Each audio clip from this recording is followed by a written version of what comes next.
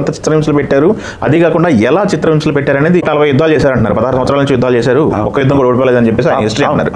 ఎలా జరిగింది, ఆయన పట్టించింది ఎవరు, అసలు ఎందుకు చిత్రహింసలు పెట్టారు? పట్టించింది దాంట్లో సినిమాలో చూపిస్తాడు, అది కరెక్ట్. అది దాంట్లో మనమేమి సందేహపడాల్సిన అవసరం లేదు.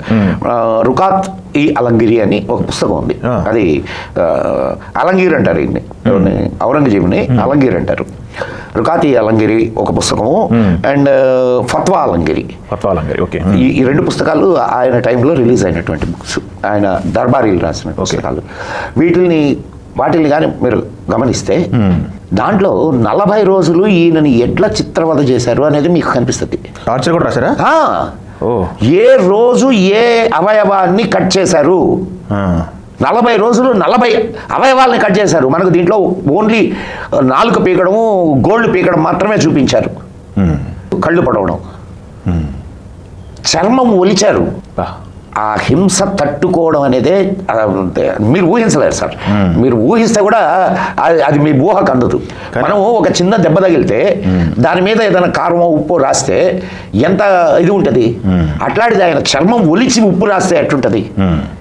దీంట్లో ఏదో ఆయన దెబ్బలు తగిలినప్పుడు వాటి మీద అని చూపించాడు, కాదు, చర్మాన్ని ఒలిచి ఉప్పు రాశారు.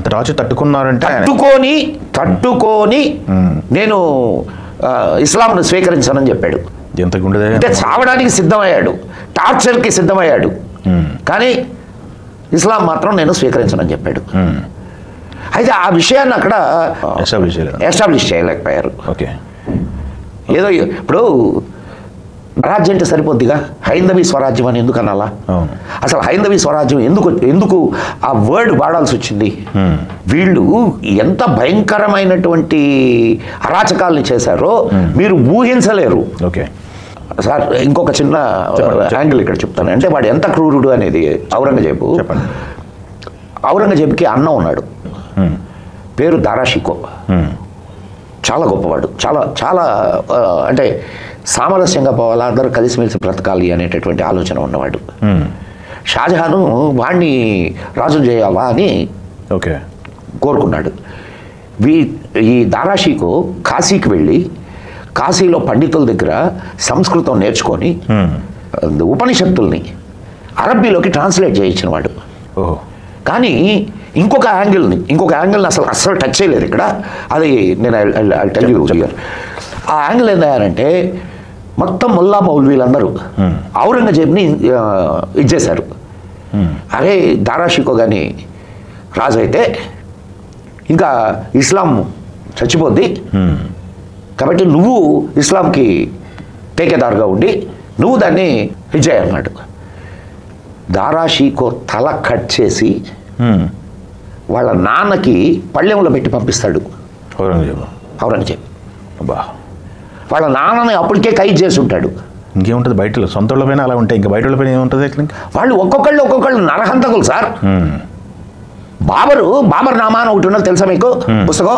బాబర్ నామాలో స్వయంగా రాసుకున్నారు, ఏది హిందువుల తలలు నరికి వాళ్ళ శవాల గుట్టల పైన మీనార్లు నిర్మించారు. ఇంకా జనాలకి తెలియాల్సిన చరిత్ర చాలా ఉంది. అయితే మీకు నేను ఒక్కొక్క సంఘటన చెప్పుకుంటూ పోతే ఆనాటి ఇవి. ఇప్పుడు మీరు ఈ సినిమాలో ఒక 10% టార్చర్ని మీకు వినిపిస్తే, చూపిస్తే ఇంత ఇన్స్పైర్ అవుతున్నారు. కానీ వాళ్ళ చరిత్ర మొత్తాన్ని కానీ ఇది కానీ చూపిస్తే ఇంకా పరిస్థితి ఎట్టుంటుందో ఆలోచించండి. ఎన్ని ఒడిదుడుకులకు తట్టుకుంటూ వచ్చిందో హిందూ సమాజం మీకు తెలియదు సార్. పెళ్ళి కాని ఆడపిల్ల దొరికితే ఎత్తుకుపోతారు, పెళ్ళి అయిన ఆడపిల్ల అయినా ఎత్తుకుపోతారు. ఆడవాళ్ళకు రక్షణ లేదు, సొమ్ముకు రక్షణ లేదు, ప్రాణాలకు రక్షణ లేదు. ఇది పరిపాలన. ఎప్పుడేం జరుగుతుందో తెలియదు. ప్రిపేర్ అయిపోయి ఉండాలి అందరూ అన్నిటికీ.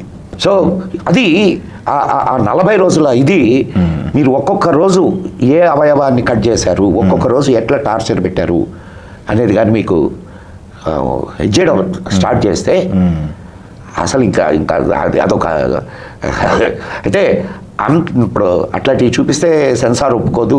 సినిమా వాళ్ళ ప్రాబ్లం, సినిమా కష్టాలు సినిమా వాళ్ళకు ఉంటాయి. కాబట్టి చూపించినంత వరకు మాత్రం కరెక్ట్గా చూపించారు. అండ్ చాలా వరకు